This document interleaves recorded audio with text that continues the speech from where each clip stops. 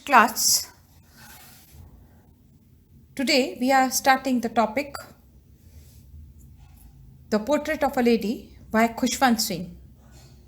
Now let me tell you this lesson by Khushwant Singh.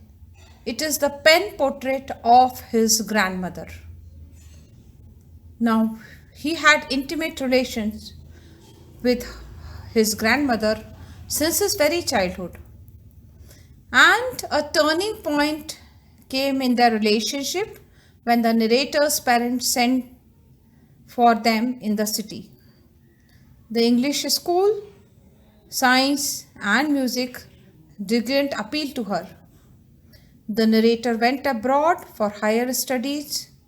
His arrival after 5 years from abroad was an occasion for celebration. The old lady tried herself and fell ill. Her death was mourned not only by the narrator's family but also by the sparrows. She used to feed them regularly in the afternoon while living in the city. Now, children, first of all, I would like to discuss with you that have you spent some time with your grandparents? How do you feel? I request all of you to write your feelings when you are along with your grandparents about with their love and affection towards you, how you feel in their company. Do you feel that sharing their experiences helps you to be more practical in your daily life? I would request all of you to write few points how you feel sharing in the company of your grandparents and sharing their experience. How does it impact your life? Now here Khushwant Singh.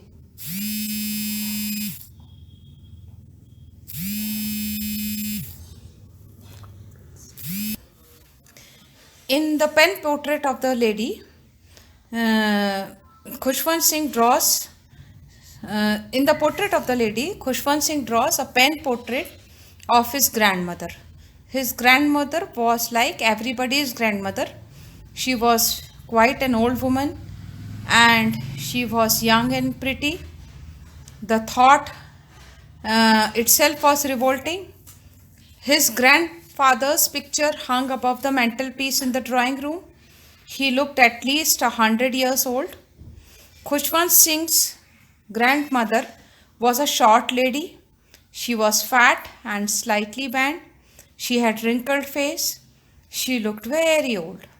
She had been looking the same for last 20 years. She couldn't walk straight. She hobbled about the house in spotless white clothes.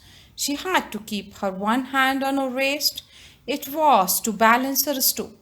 She held a rosary in her other hand. She was always telling the beads. Her silver locks scattered over her pale face. Her lips constantly moved. She always prayed to herself. She presented a picture of peace and contentment. The narrator and his grandmother were very good friends. His parents had left him with her in the village. They were always together there. He used to wake up in the morning. She got him ready for school. She said her morning prayers in an unchanging sing-song.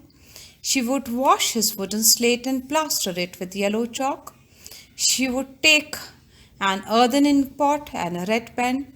She would tie them in a bundle and hand it to him. She would give him a thick stale chapati with a little butter and sugar spread on it. She carried several stale chapatis with her for the village dog. The grandmother always went to school with the narrator. The school was attached to the temple. There the priest taught the children the alphabet and the morning prayer. The children sat in rows on either side of the veranda. They sang the alphabet and the prayer in a chorus. The grandmother sat inside the temple. She spent her time in reading holy books. The village dogs would gather at the temple door. They growled and fought for chapatis thrown to them.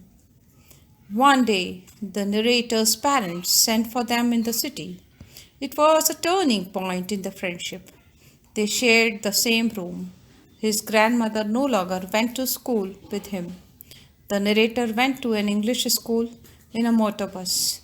There were no dogs in the street. The grandmother took to feeding the sparrows.